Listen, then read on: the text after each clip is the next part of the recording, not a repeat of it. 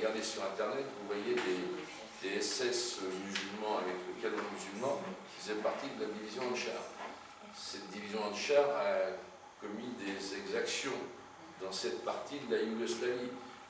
Ça peut permettre de comprendre la réaction des Serbes ou des Croates après. Pareil, je ne juge pas, mais j'essaye de comprendre. C'est jamais blanc d'un côté, c'est jamais noir d'un côté. Voilà. Donc, on a une situation de nos amis arabes, un certain nombre, pas tous, mais un certain nombre, ont pris fait et cause pour les Allemands, en opposition des Anglais, puisqu'ils avaient ce sentiment. Alors, c'est un sentiment qui peut être légitime. Les Arabes ont le sentiment que les Anglais les avaient roulés dans la farine. Si vous lisez un texte, je ne peux pas tout vous lire, mais il y a un texte qui est là-dessus sur les accords Sykes-Picot, un texte fait par un intellectuel arabe, effectivement. Ils ont le sentiment d'avoir été trompés. Je pense qu'ils l'ont été un petit peu. On leur a promis beaucoup de choses, et ces beaucoup de choses ne se sont pas passées comme ça aurait dû se passer. Donc l'Égypte, alors pour revenir à l'Égypte, l'institution du roi Farouk, qui est un descendant d'un Lyonnais, mais ça c'est anecdotique, dans les années 50, les militaires prennent le pouvoir en Égypte. Alors militaire, vous savez, c'est Nasser, le colonel Nasser. Le colonel Nasser prend le pouvoir, le colonel Nasser, c'est emblématique de ce qu'a été le nationalisme arabe.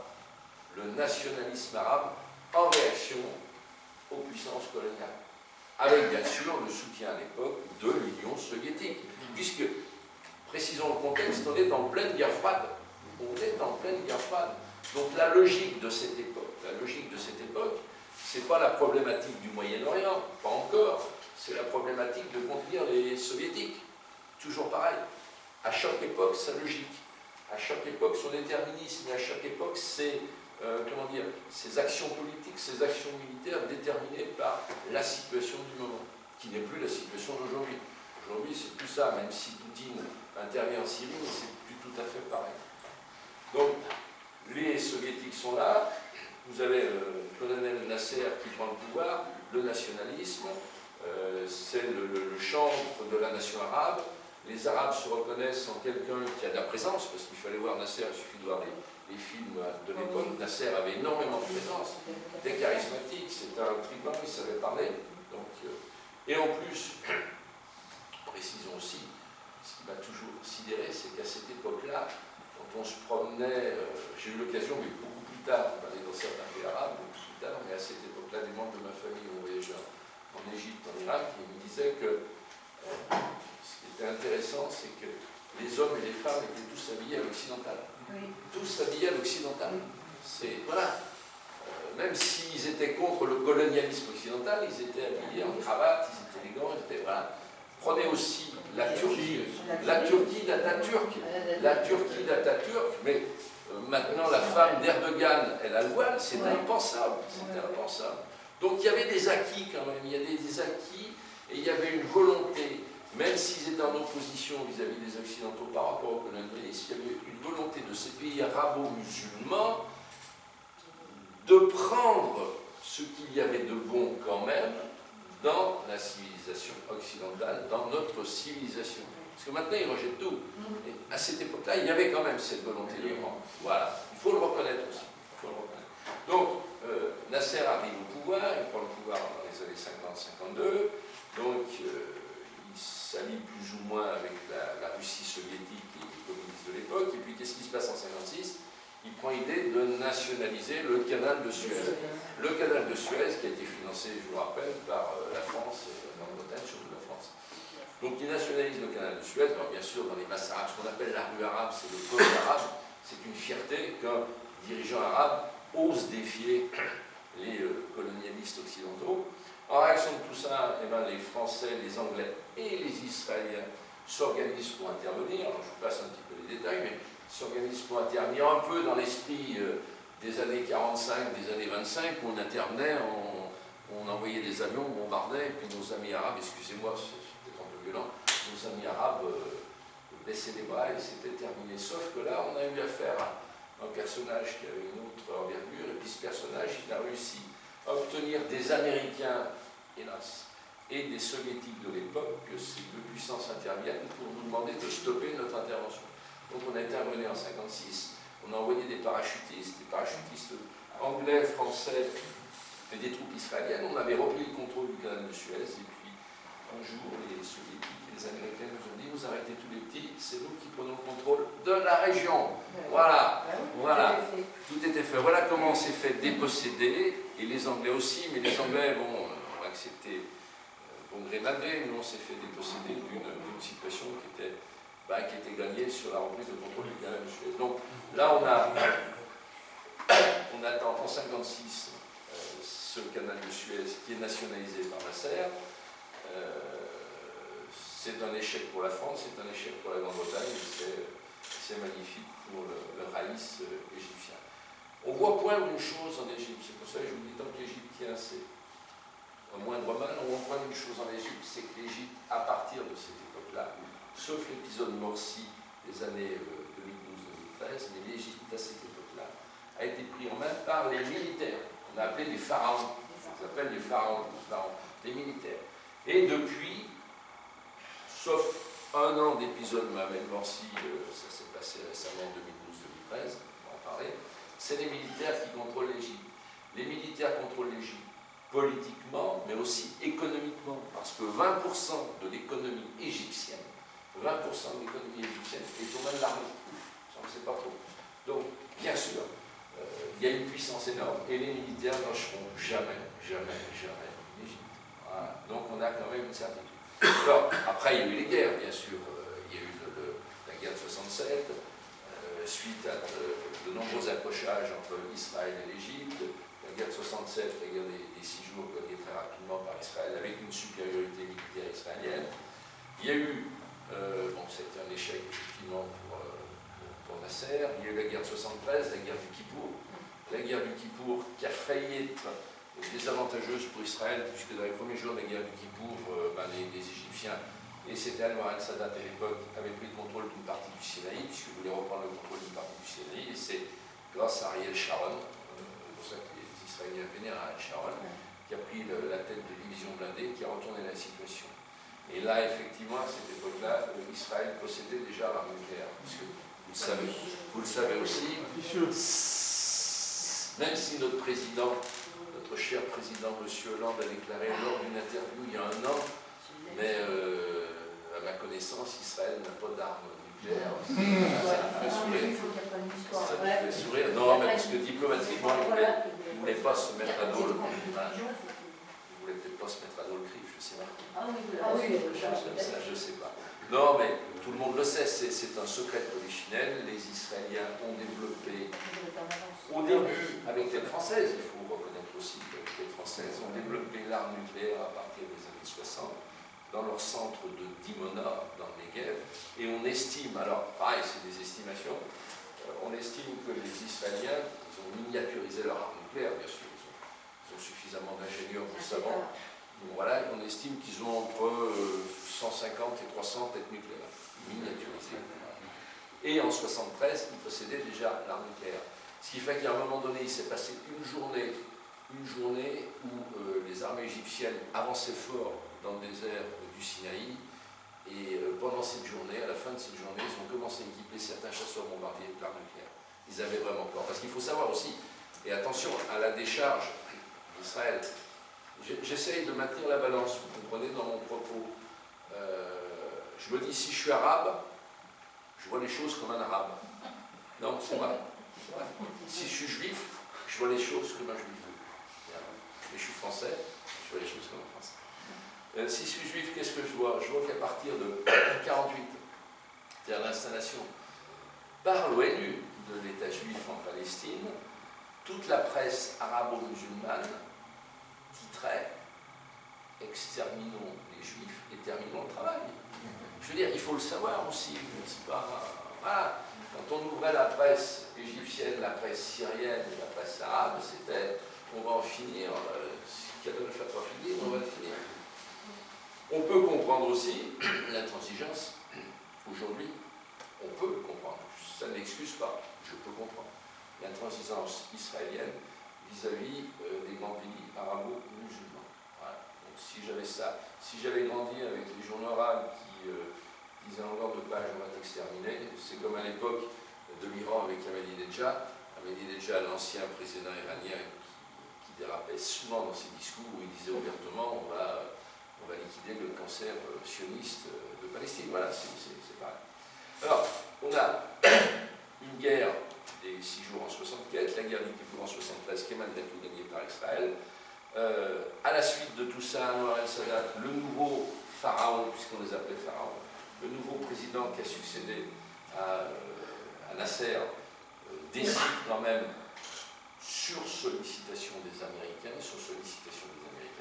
décide d'organiser la paix, enfin, pour des raisons économiques, pour des raisons de stabilité, et signe les accords de paix quelques années plus tard entre Israël et l'Égypte, le premier pays à avoir signé les accords de paix. Anwar el-Sadat le paiera de sa vie, puisqu'en 81, il est assassiné par une fraction différente des frères musulmans. Voilà. D'ailleurs, c'est passé à la télévision récemment, il y avait un reportage historique qui était très bien fait sur l'interview réalisée, je crois, par une journaliste française. La vie d'Anwar el-Sadat et les derniers jours d'Anwar el-Sadat, c'est très bien fait. C'est un type qui savait qu'il était sacrifié. Et à un moment donné, il a eu une vision peut-être messianique en disant il faut arrêter tout ça et on va peut-être tenter. Il a quand même retourné sa veste. Oui, mais je vous l'accorde. Il a retourné sa veste, c'est vrai. Bon, mais dans le bon sens. Mais dans le bon sens. Non, mais il a retourné sa veste. C'est vrai que parce qu'au départ, il n'était pas pour un accord de paix. Et puis, il a quand même réussi cet accord de paix. Donc, il a été assassiné en 81 et remplacé par Moubarak, qui a été destitué avec ce qu'on appelle le printemps arabe. Enfin, le printemps arabe, on va plus l'appeler le chaos arabe. Le chaos arabe, qui a été destitué par le chaos arabe. À la suite de cette destitution, des élections libres en Égypte comportaient au pouvoir un islamiste issu des frères musulmans, Mohamed Morsi, en 2012, je l'ai vu en 2013, il a fait qu'un an, 2012-2013. Il avait remporté des élections avec 52%.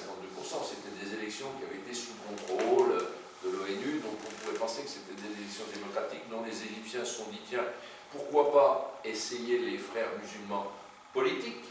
Ils ont essayé les frères musulmans politiques, ils ont vu au bout d'un an que c'était au niveau économique une catastrophe.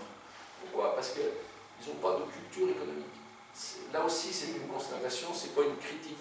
J'ai jamais critiqué les arabo-musulmans par rapport à leur incapacité économique, sauf que je constate quoi? Je constate qu'il n'y a pas d'école scientifique, il n'y a pas de grandes écoles dans les pays arabo-musulmans, il n'y a pas suffisamment d'entreprises. La chose est simple, quand vous regardez autour de vous, il n'y a aucun produit qui sort des pays arabo-musulmans. Vous avez énormément de produits qui sortent des pays asiatiques, alors là vous en avez. Est-ce que vous avez des produits qui viennent d'Algérie, qui viennent du Maroc, qui viennent d'Égypte, qui viennent de Syrie, qui viennent d'Irak, qui viennent de Jordanie, qui viennent d'Arabie? Rien du tout. Voilà. Des produits, mais créés. Alors que vous avez des produits qui viennent de Corée, qui viennent du Japon, qui viennent de Chine, qui viennent même d'Inde. Ça veut dire quoi? Ça veut dire qu'il y a un déficit économique qui est colossal. Ce déficit économique, on le voit dans ce qu'on constate au jour, tant qu'ils n'auront pas compris que leur... Alors, je parle pour l'Égypte, mais c'est aussi valable pour les autres pays. Tant qu'ils n'auront pas compris que leur problème numéro un, c'est ça, c'est la connaissance. Voilà. C'est la connaissance. C'est dit par l'intellectuel arabe, il dit qu'il n'y a pas assez de livres écrits par les Arabes pour les Arabes. Mais même l'agriculture, ils ne produisent rien, sinon eux-mêmes. Tout à fait. Quand on voit ce que produisait l'Algérie maintenant. Voilà. Donc, ça, c'est le problème structurant des pays arabo-musulmans du bassin méditerranéen, c'est qu'ils ne produisent rien, ils n'ont pas suffisamment d'écoles scientifiques, ils n'ont pas suffisamment d'une... Alors, il y a un chiffre, je vais vous le donner quand même, alors, il est effrayant, je vais vous le donner. Alors, c'est un chiffre, parce que, si vous voulez, les pays qui ont la connaissance s'en sortent. Regardez les pays asiatiques. Les pays asiatiques, on parle du Japon. Le Japon a eu la connaissance avec la civilisation Meiji. Meiji, à la fin du 19e, début du 20e siècle, les Japonais, qui étaient une société fermée, à un moment donné se sont dit, il faut qu'on prenne la connaissance occidentale, il faut qu'on s'apparte de la connaissance occidentale tout en gardant notre culte. C'est ce qu'ils ont fait. Ils sont arrivés à être la deuxième puissance, ils sont toujours la troisième puissance. Les Chinois sont en train de le faire en puissance. Les Coréens du Sud le font. Pareil, ainsi de suite. Le Vietnam est en train de le faire, ainsi de suite. L'Inde est en train de le faire. Alors j'ai un chiffre qui est effrayant, mais je vais vous le citer quand même. Pareil, si je ne porte pas de jugement de valeur là-dessus, c'est une constatation tout ça. Vous avez, alors ça porte sur les pays musulmans. Donc ça vient au-delà des pays arabo-musulmans. C'est sur l'islam en général. Vous avez 57 pays musulmans. 57 grands pays musulmans. Ça représente 1,5 milliard d'habitants, à peu près. 1,5 milliard d'habitants. Donc pour ces 1,5 milliard d'habitants et ces 57 pays musulmans, il y a en tout et pour tout 500 universités. Prenons 500 universités. Prenons maintenant les États-Unis.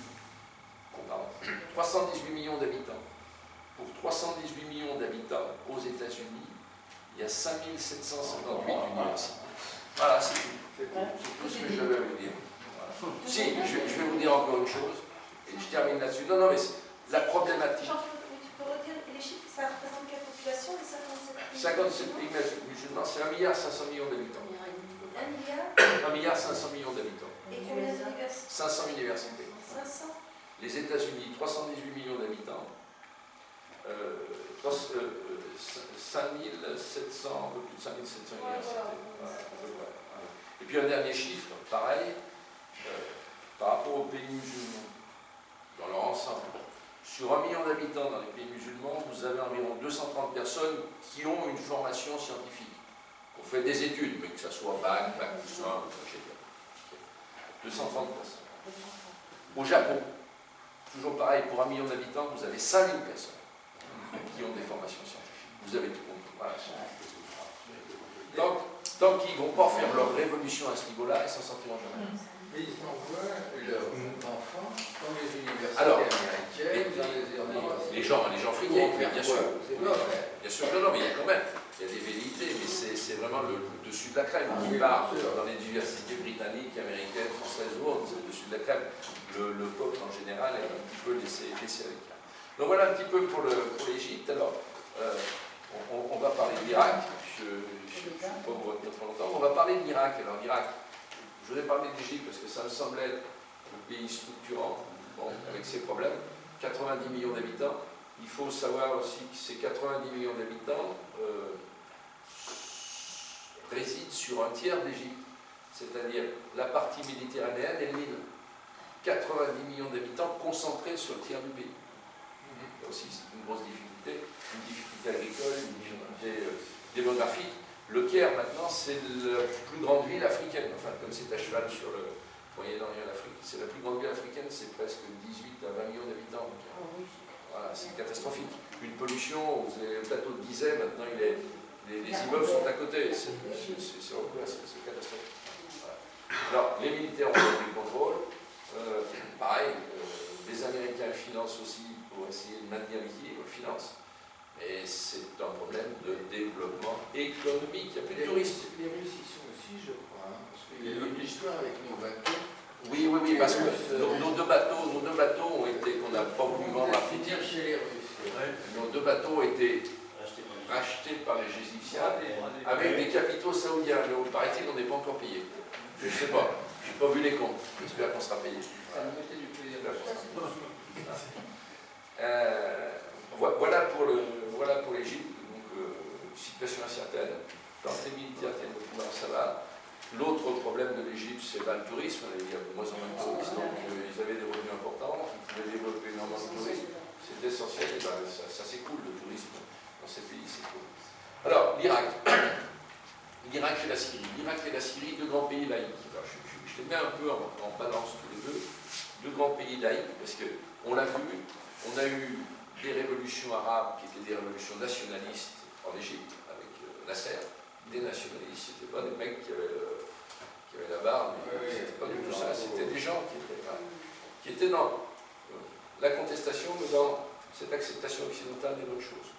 On a eu aussi la même chose en Syrie et en Irak, avec des révolutions bassistes. Le parti basse syrien et le parti basse iranien, ça veut dire espoir, ça veut dire l'espoir. C'est des partis nationalistes, laïques, qui avaient pour vocation effectivement de prendre les rênes du pays d'une manière autoritaire, mais là aussi ils sont tous des dictateurs, d'une manière autoritaire, et de permettre et d'essayer de permettre une évolution économique indépendante de la religion, même si la religion est omniprésente, ils n'ont jamais renié, mais ce n'était pas ça qui mettait en avant. Donc le parti basse en Syrie, avec Hafez el-Assad, le père de Bachar el-Assad, il a pris le pouvoir en 70. Alors, il y a eu différentes révolutions, je vous passe tout ça, il a pris le pouvoir en 70.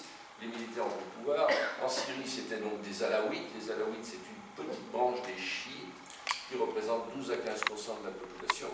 Et c'est eux qui ont pris le pouvoir en 70, sachant aussi que s'ils ont pris le pouvoir, ils étaient quand même soutenus par les autres minorités religieuses, dont les orthodoxes, les chrétiens, les arméniens, et aussi quand même par une partie des sunnites. Voilà. Donc gouvernement laïque, gouvernement dictatorial mais laïque, alaouite.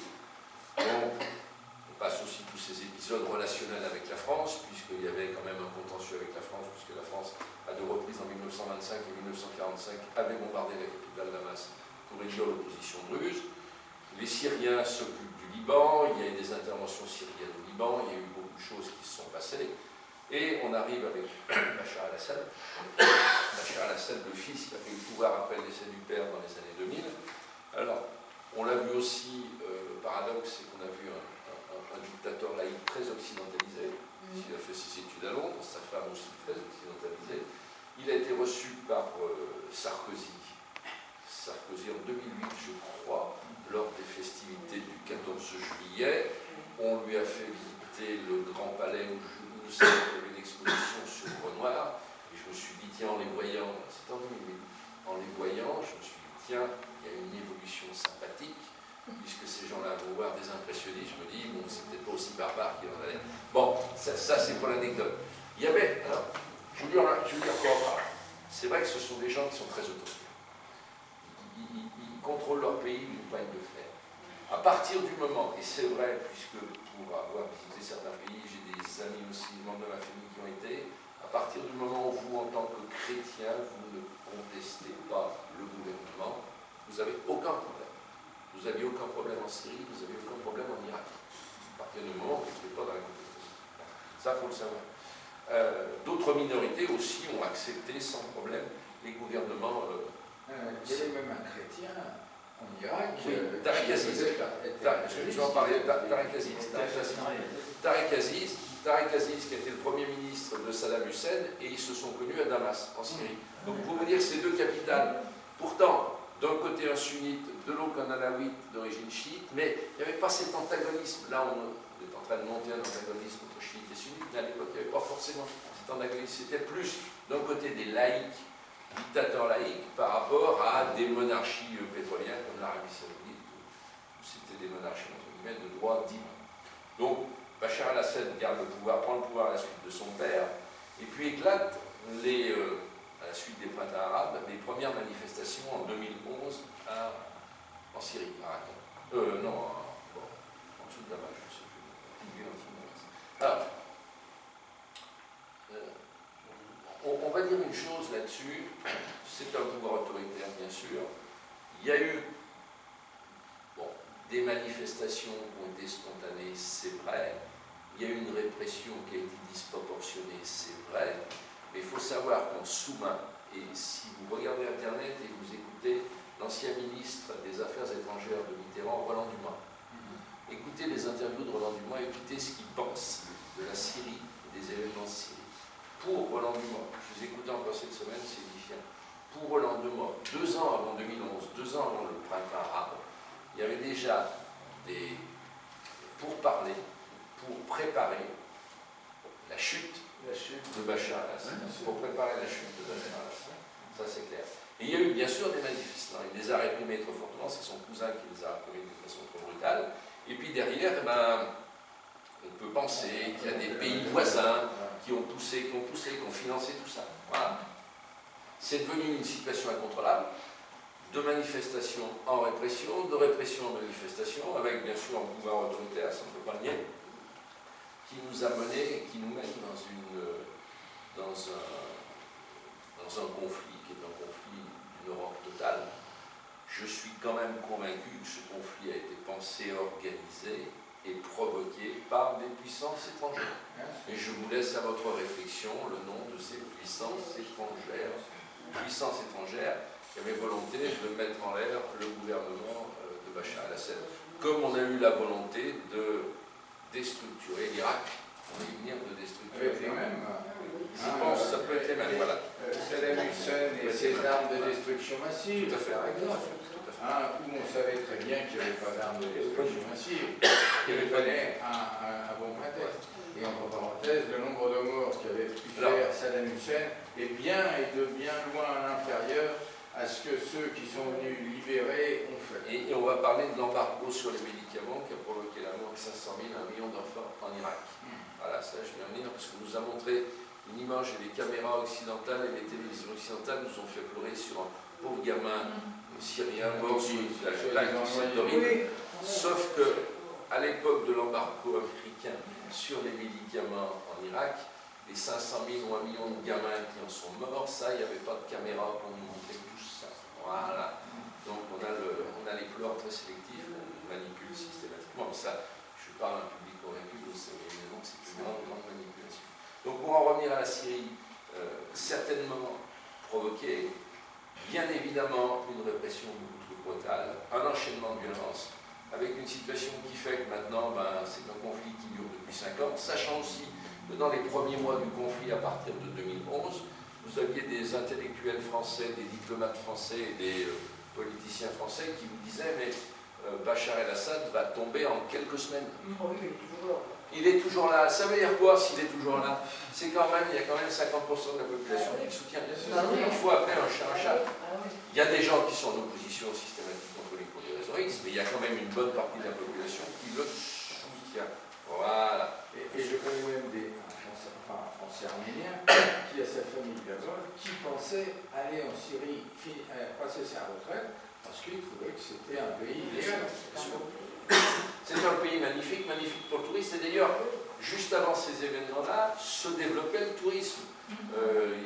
Il y a des pays occidentaux qui commençaient, avec des agences de voyage, à développer des circuits touristiques. Moi-même, j'avais commencé à me documenter. J'avais préparé un circuit touristique pour visiter Palmyre, pour visiter toutes les... voilà. Donc c'est terminé tout ça.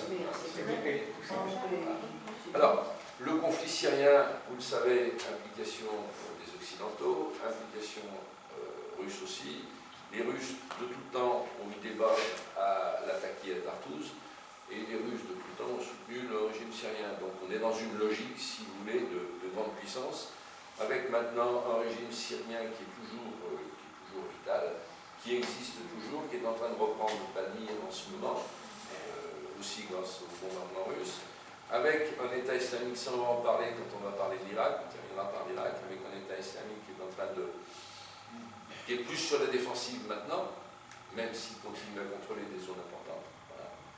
Et puis une opposition syrienne, alors une opposition qu'on appelle l'opposition syrienne. Il faut voir que l'opposition syrienne, c'est 100 à 150 groupes armés totalement différents, qui n'est pas structuré. Il y a un peu de tout là-dedans. Vous avez des tribus, vous avez des islamistes, vous avez des gens d'Al-Qaïda, vous avez des Daesh, vous avez tout là-dedans, tout là-dedans qui se fait.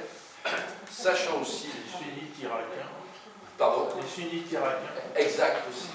Sachant aussi que ces gens-là sont... Saddam Hussein, l'ancienne armée de Saddam Hussein. On va en parler justement pour l'Irak, ça c'est bien, l'État islamique, c'est ça aussi, c'est l'ancienne armée de Saddam Hussein.